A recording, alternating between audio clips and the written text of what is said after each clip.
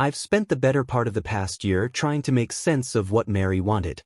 The decision to spend a year apart, to reinvent herself, was something I couldn't wrap my head around. But she was determined, and it felt like I was being pushed out of my own marriage. It wasn't just the idea of her leaving, but what she wanted to do with that time. She told me she wanted to find herself. Those were her exact words, and that she needed space. What space though? We had already built a life together for the last 10 years.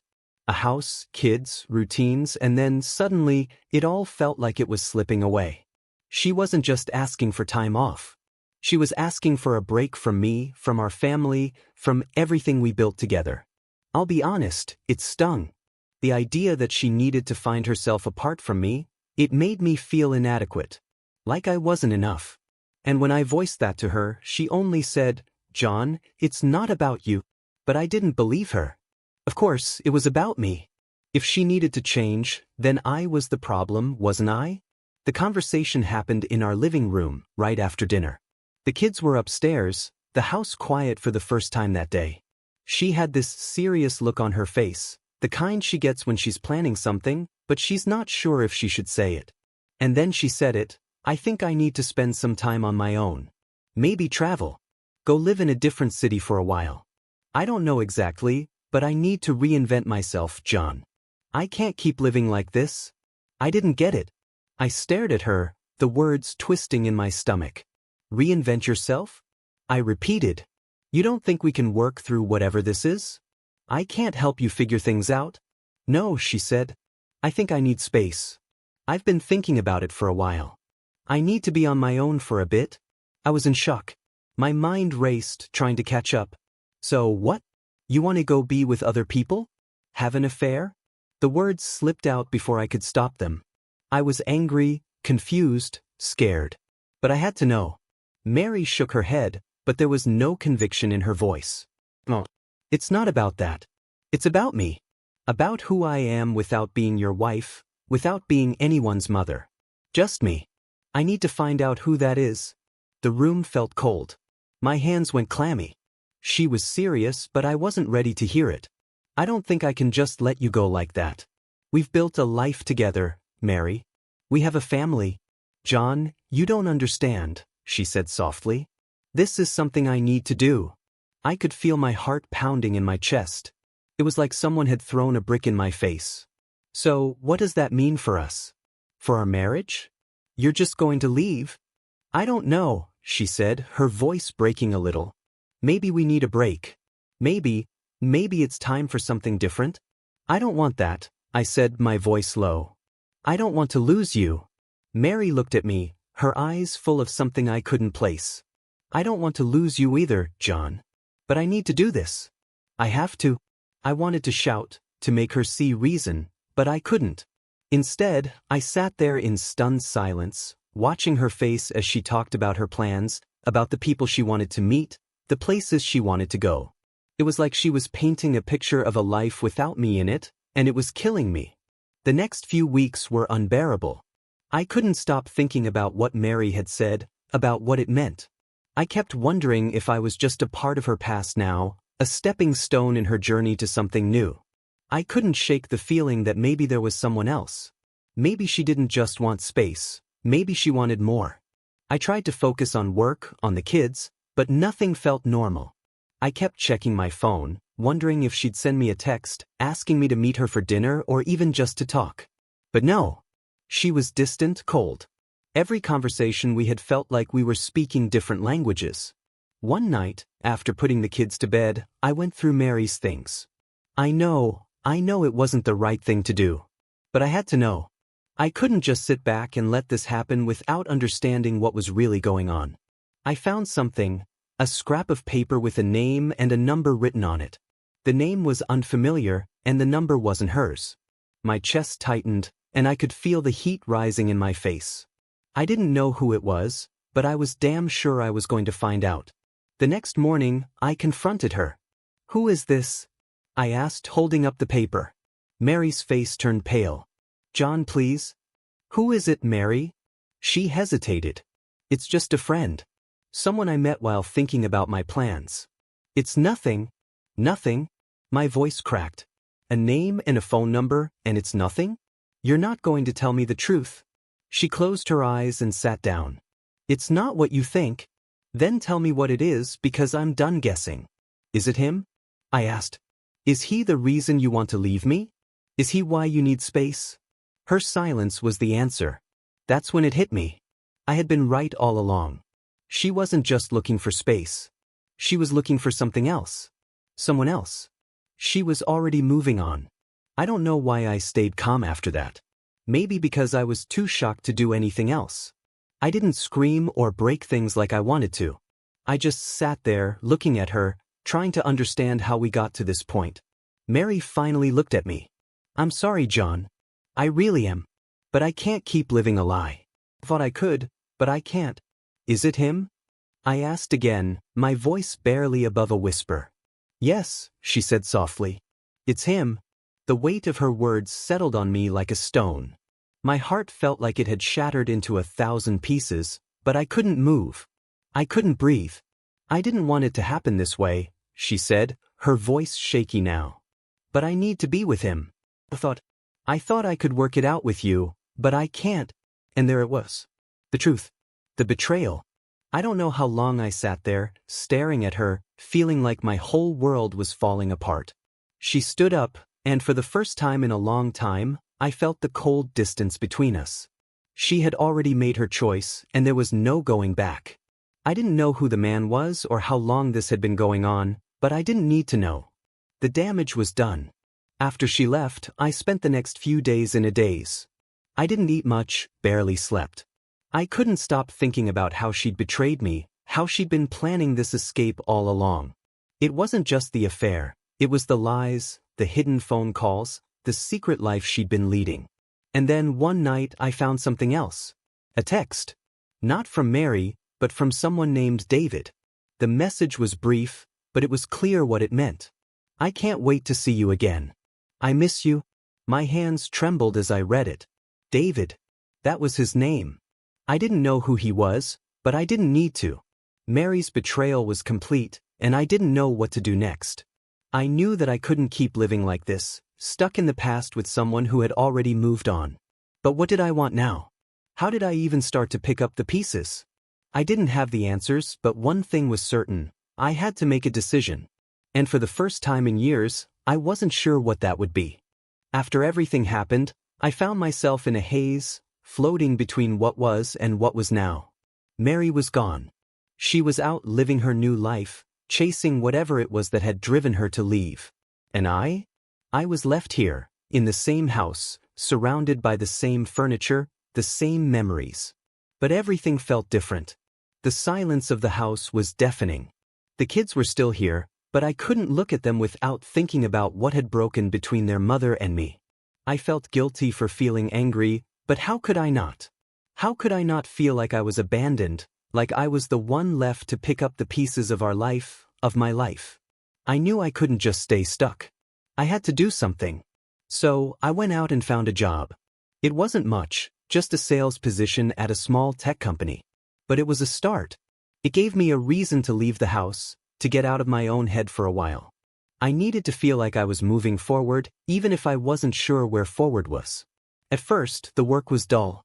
But the more I got into it, the more I realized that it gave me a sense of purpose, something to focus on other than the mess of my personal life. I started putting in long hours at the office. I'd come home late, eat dinner in front of the TV, and go to bed alone. It was hard adjusting to this new life. But I pushed through it. Slowly, I began to change things around the house. I wanted it to feel different, to match this new chapter one was trying to write. I painted the walls, replaced the furniture. I took down the old family photos, the ones of Mary and me smiling, the ones of our wedding day. It felt like I was taking down a part of the past, trying to wipe it away so I could move forward. At work, I met Linda. She was different from Mary. She was confident, outgoing, and seemed to understand exactly what I was going through. It wasn't anything serious, just a friendship at first, but she started calling me more, texting me more. She was always saying how much she enjoyed spending time with me. And to be honest, I liked the attention. It felt nice to be seen again, To be noticed by someone who wasn't carrying the weight of a decade-long relationship on their shoulders. Then there was Sarah. I met her through a mutual friend at a bar one Friday night. She had this energy about her that drew me in immediately. She was fun, spontaneous, and completely free-spirited. I couldn't help but laugh at her stories.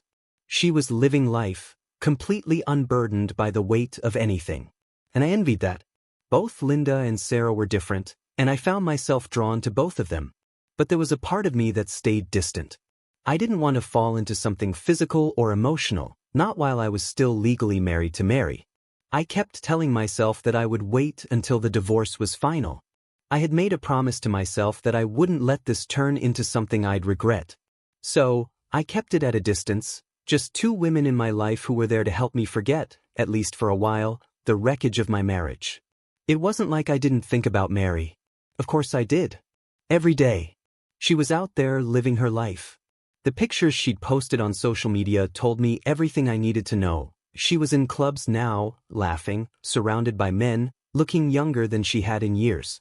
She was wearing clothes she'd never worn when she was with me, showing off her body in ways that felt wrong. It wasn't just that she was moving on, it was the way she was doing it. Seducing men at bars, acting like she was living her best life, like the past never happened. I'd seen her with other men in the photos, their arms draped around her waist, their hands in her hair. My chest tightened every time I saw them. It made me angry. And yet, part of me was glad she was doing it. She had been the one to leave, the one to tear our family apart, so if she needed to go out and fuck other men to feel better about herself, so be it. But there was something ugly in me that kept watching her, kept wondering if the man she was with that night meant more to her than I ever had. I'd never been good at sharing. And the fact that she was so comfortable with it, so open, felt like a slap in the face. I remember one night I was scrolling through social media when I saw a picture of Mary with some guy. He had his hand on her thigh, leaning in close to her ear, probably whispering sweet things to her. I couldn't even see his face clearly, but I recognized the pose. I recognized the look in her eyes, like she was falling for him. I tried to tell myself it didn't matter. She was doing what she wanted. But it did matter. It ate at me. I wanted to call her, to yell at her, to demand answers, but I knew that wasn't going to help anything. The truth was, Mary had moved on. She had left me, and now she was living a life without me. Meanwhile, Linda and Sarah kept showing up in my life, each in their own way. Linda invited me out for drinks one evening after work. It wasn't anything serious, just a casual hangout. But there was this tension between us, something unspoken, like we were both waiting for the other to make a move. I could tell she was interested and I felt the same way. But I wasn't ready for that. I wasn't ready to let anyone in, not yet. Not while Mary's face still haunted me every time I closed my eyes. Sarah, on the other hand, was more direct. She didn't beat around the bush. One night, after a few too many beers, she kissed me. It wasn't a slow, thoughtful kiss. It was quick, impulsive, and a little sloppy. But it felt good.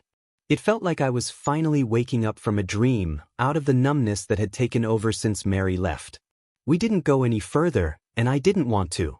I pulled back, feeling guilty but also relieved. I needed to feel something again, but I wasn't ready to rush into anything that could make things more complicated. Still, Linda and Sarah kept coming around. They were there when I needed someone to talk to, someone to distract me from the mess I was living in. But I knew it couldn't last forever. Eventually, I'd have to choose between them, or maybe I'd just have to face the fact that I wasn't ready for either of them. I wasn't sure where I was headed, but I wasn't ready to let myself fall into something that wasn't going to be real. And as for Mary, I watched her from a distance, still unsure of how to feel. Part of me wanted her back, wanted to fight for our family, but I knew that was a pipe dream. She had her new life now. She didn't need me. She was out there, seducing other men, and I was here, trying to figure out how to rebuild a life that had been ripped apart. The day I saw the pictures of Mary with that guy, I knew things had hit rock bottom.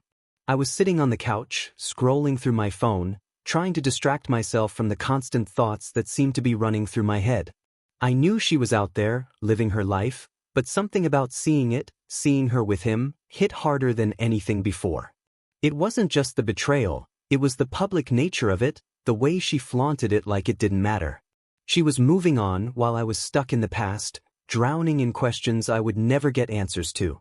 But what made it worse, what really broke something in me, was when I saw the photos on our family's shared digital album. I don't even know how they ended up there. Maybe it was because the kids were old enough to use the tablet now, or maybe because the album was synced with all our devices, but the pictures of Mary, pressed against this guy in a club, smiling up at him like she used to smile at me, they were there. All of them. The kids must have seen them too. I froze. My heart sank to my stomach. It was like everything, every decision, every choice I'd made up until that point, had been a waste. I knew they were going to ask questions. The kids weren't stupid. They'd seen enough of their mother and me together, enough of us in love, to recognize the difference in the way she was acting now. When Sarah came downstairs later that evening, her face pale, I knew the questions had already started. She looked at me, her eyes searching, not quite sure what to say. "Dad, what's going on with Mom?" she asked, her voice tight. I took a deep breath, trying to gather myself. My hands were shaking. I wanted to tell her everything, to explain that I was trying to hold things together, that this was tearing me apart, but the words wouldn't come. She didn't need to hear the details. She didn't need to know the ugly truths. "Mom, she's just going through a hard time right now," I said, my voice sounding hollow even to my own ears. She's trying to figure things out. And we're working on it." But Sarah didn't buy it. She'd seen the pictures. She knew something was wrong. Her expression shifted, a look of confusion and hurt crossing her face. "Why is she with that guy, Dad? Why are they kissing?" I couldn't look her in the eyes. The shame was overwhelming. I could feel the weight of it crushing me. My daughter, who had once looked at us like we were the perfect couple, now saw the cracks in the foundation. I had no answers. I couldn't explain how Mary had changed, how she had chosen someone else, how she had made a decision that left us all behind. "I don't know, sweetheart," I said, my voice barely above a whisper. "But we'll figure it out. You'll be okay." But she wasn't okay. None of us were. That night, I lay awake, staring at the ceiling, the weight of the images still burning in my mind. I could feel the distance between me and Mary growing wider, as if the pictures were another wall, another space that couldn't be crossed.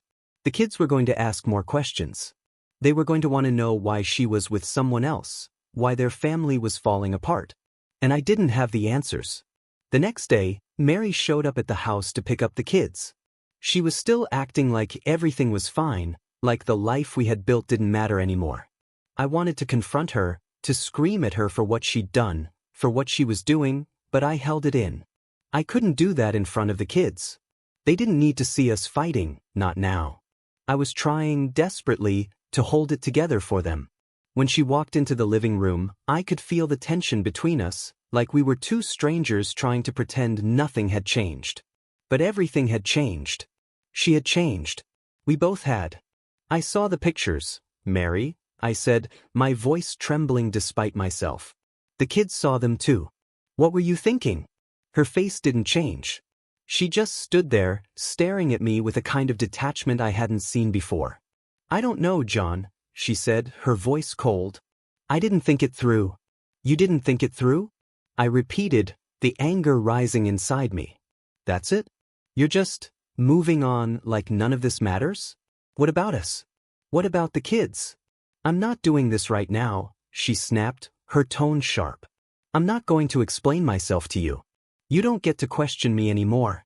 It was like a punch to the gut. This wasn't the woman I had married. This wasn't the woman I had spent 10 years building a life with. That woman was gone, replaced by someone who didn't care, someone who had already moved on to someone else. But I couldn't let it go. I couldn't pretend like everything was fine, like the pictures didn't matter. I wasn't going to let our family fall apart without a fight, not completely. "I can't keep doing this, Mary," I said, my voice barely above a whisper. "I can't keep pretending like everything's fine. The kids know. They're going to ask more questions. They're going to wonder why you're not here anymore, why you're with someone else." Mary didn't say anything at first. She just looked at me, and for a moment, I saw something in her eyes, a flicker of regret, maybe, but it was gone as quickly as it had come. "I don't know what you want from me," she said, her voice softer now, almost resigned. "I'm not coming back, John. I can't." That was it. That was the moment I knew. I knew that the divorce was inevitable, that there was no saving us anymore. Mary had already made her decision. She was gone, emotionally, physically, and there was nothing I could do to change that. I felt numb as she left the house, taking the kids with her. It was like I had been stripped of everything, of the family I thought I had, of the life I thought I knew. The house felt empty, even with the kids here. It felt like a hollow shell of what it used to be. The next few days passed in a blur. Mary and I exchanged messages, mostly about the kids, about the logistics of the divorce. We met with a lawyer, signed the papers. There was no fight anymore, no argument. It was just over. We had both reached a point where we knew this was the end, where we both knew there was nothing left to save. When the divorce was finalized, I felt like a part of me had died. I thought I would feel relief, but instead I just felt lost. The anger, the hurt, they didn't go away. They just festered, buried deep inside of me. I kept thinking about the pictures, about what Mary had done, about how she had betrayed me, and how I had allowed it to happen. The kids were taking it hard. They didn't fully understand everything, but they knew enough. They knew that their mother wasn't coming back. They knew their family was broken.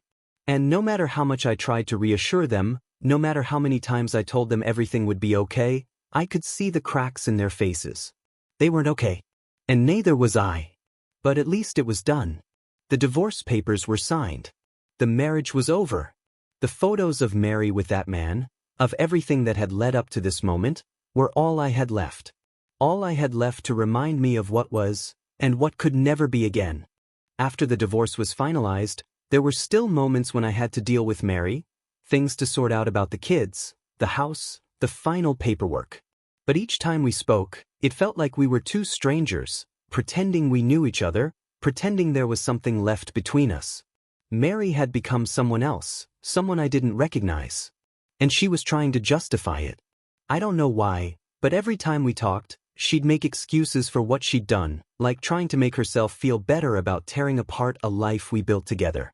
I was done, but part of me still listened.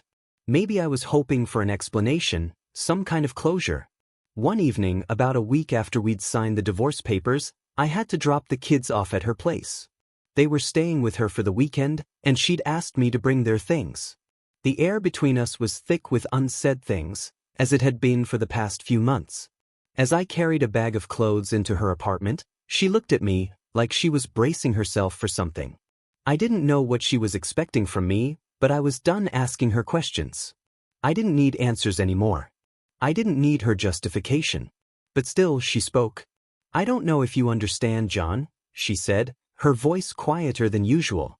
"This wasn't easy for me. You have to know that. I didn't want things to end the way they did. I didn't want to hurt you, but I needed something more." I felt lost, like I was disappearing in our marriage. I just stared at her, trying not to let my anger show. She had this way of spinning everything into something that was about her, something she could control, even when I was the one who had been left holding the pieces of our family. "More?" I repeated, almost laughing, though it wasn't funny. "Is that what this is about, Mary? You needed more? You couldn't have talked to me about it? We could have figured things out. But you didn't even give me that chance. Instead, you chose him. And now you're standing here telling me you needed more?" I could feel the bitterness in my throat, the sharpness in my words. But I didn't care. I was done being patient with her. I was done letting her play the victim when she was the one who had shattered everything. "I don't expect you to understand," she said, her face a mixture of guilt and defensiveness. "But it's not like I went out looking for someone else, John. It wasn't planned. It just happened. I was lonely. I was trying to fill something inside me, and I thought if I could feel desired again, it would make everything better." I stared at her, almost unable to speak. "Desired?" I repeated, the word tasting bitter in my mouth. "You think you could just go out and find someone to fill a hole, and that makes it okay? What about the family we had? What about the kids?" She dropped her gaze, but then quickly lifted it again. "I never meant for it to hurt you, John. I really didn't. But I was so unhappy. I didn't feel like myself anymore. Everything about our life just felt so suffocating. It wasn't about suffocation. It was about betrayal. It was about lies and the way she had discarded everything, our marriage, our family, our home, like it didn't matter. You had a choice, Mary, I said, feeling the weight of it all crash down on me. You could have talked to me. We could have worked through it. But instead, you shut me out. You made me the villain in your story, and you never gave me a chance to explain myself, to fix things. I was done, but she wasn't. She still wanted to make me feel like I was the one who had failed, like I was the one who hadn't tried hard enough, like she was the victim in all of this. But I knew the truth. I knew what she had done, and I wasn't going to let her rewrite the narrative. I don't know what you want me to say, John, she said, her voice tight. I'm sorry. I don't know what else to say. I turned away, my heart heavy, too angry to be sad anymore. It's not about what you say, Mary. It's about what you did. And how you've treated me. How you've treated this family. How you've treated our kids. She didn't say anything. The silence between us stretched, thick and suffocating. I looked at her, really looked at her, and realized how much I didn't know her anymore. She was just a stranger now, someone who had made decisions without considering the people who would be affected by them. And then it happened. I wasn't looking for it, but I saw it anyway. On her phone, lying on the coffee table, a notification popped up, a photo from someone named Alex. It wasn't just a casual text, it was a picture of Mary and him, standing close together, smiling, her hand on his chest. She was laughing in the picture, her eyes bright, a look of genuine affection that I hadn't seen in years. But what really hit me was the intimacy in the photo, the closeness between them, the way she was looking at him. I froze, my heart dropping into my stomach. It wasn't just a one-time thing with the man in the earlier pictures. It wasn't just some club fling. This was something real.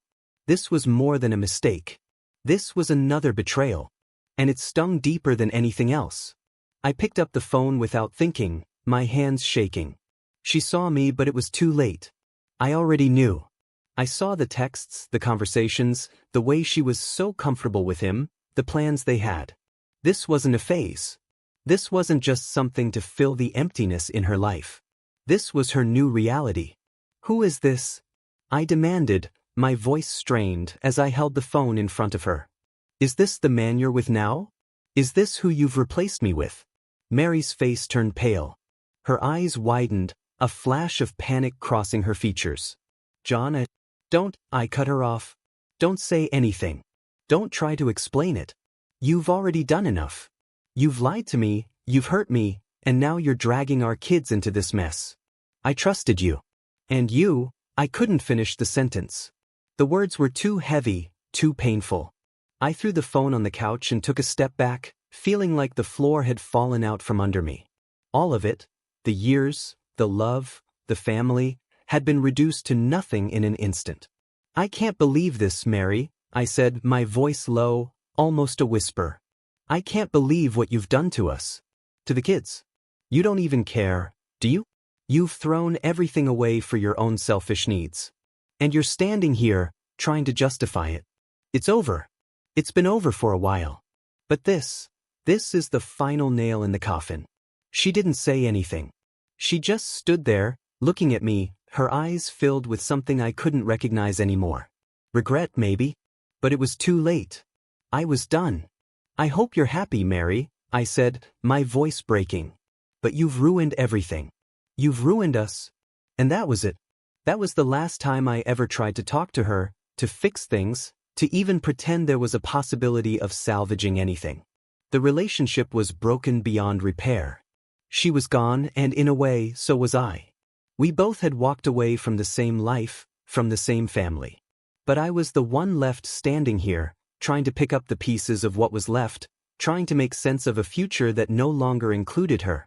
And in the end, I knew one thing for sure. I would never trust her again. Not after everything she had done. Not after the way she had treated me, the kids, and our life together. I had to let go. And I did. For good. After the divorce was final, I felt like I was adrift, like the world had shifted beneath my feet and I was struggling to find solid ground. The kids were with Mary every other weekend, and I still had to deal with the awkward, painful conversations with her about the logistics of our split. But the real challenge wasn't the legal stuff, it was the emotional wreckage I had to pick through. And honestly, the hardest part was accepting that everything was really over. I remember the first day I woke up after signing the papers. The weight of it hit me then. This was my new life. There was no going back to the past, no repairing the damage. I felt exhausted from the emotional toll, from all the anger, the betrayal, the confusion. But I also knew I couldn't stay stuck in that place. I had to rebuild. I had to start fresh. And somehow, I had to find a way to forgive myself for staying in a relationship that had turned toxic. Sarah and Linda were there, in their own ways, offering support. Neither of them pushed me to move too fast. They knew I needed time. I didn't want to rush into something new. I didn't want to jump into another relationship just because I was lonely or needed someone to fill the gap Mary had left. I didn't need that. Sarah, with her energy, was always trying to get me out of the house. She'd send me texts, "Hey, I found a new place we should check out tonight." Or, "Let's go for a hike, I know a trail you'll love." She was always making plans, pulling me out of my funk. And it wasn't like she expected anything from me. She was just there, as a friend, keeping me company when I needed it. We'd talk about everything and nothing at all, about life, about the stupid things we did when we were younger, about all the things we had yet to do. I could laugh with her, and I needed that. It was like she was helping me remember how to feel like myself again, how to be me without the weight of the past. Linda, on the other hand, was more reserved. She was a steady presence in my life, someone I could talk to when I needed a calm voice, someone who would listen without judgment. After work, we'd go out for dinner or grab drinks, but never anything more than that. She respected my space, respected my healing process. She didn't try to fill the silence with too many words. She just sat with me, letting me talk when I wanted to, letting me be quiet when I didn't. There was comfort in that. It wasn't the same kind of comfort Mary had once provided, but it was enough. It was real. In the months after the divorce, I started to feel like I was slowly finding my footing again. The pain was still there, lingering in the background, but it wasn't consuming me anymore. I'd wake up in the mornings and feel a little less weighed down, a little more hopeful. There were days I even found myself looking forward to something, whether it was a day out with Sarah, a quiet dinner with Linda, or just a weekend at home with the kids. It wasn't perfect. It wasn't easy. But I was moving forward. Mary, though, was a different story. I heard through mutual friends and from her own family that she was struggling. She had lost her job at the marketing firm where she'd worked for years. It was one of those things that just seemed to happen. Her company downsized, and she was among those let go. But it wasn't just her job she was losing. It was the life she'd built, the stability, the social circle, the sense of purpose. I could see the pieces of her world falling apart, and I knew there was no way she could hide it. I thought about reaching out to her. I thought about checking in, seeing if she needed anything, if she was okay. But then I remembered all the things she'd done to me, all the ways she'd made me feel worthless. I remembered the way she had tossed everything aside for the attention of other men, how she'd thrown our family into chaos without a second thought. I knew it wasn't my responsibility to fix her. Still, part of me felt guilty. I felt like I should have done more to keep our family together. I wondered if maybe I could have been more patient, more understanding, if I had just tried harder. But then I'd snap out of it.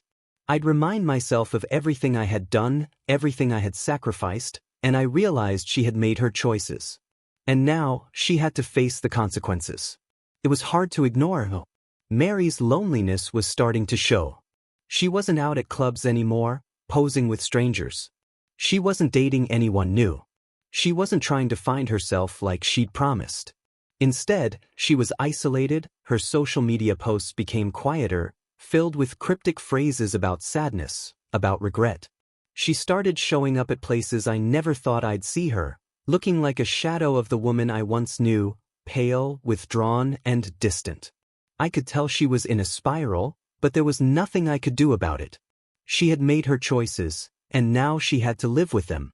I wasn't her savior. I wasn't her therapist.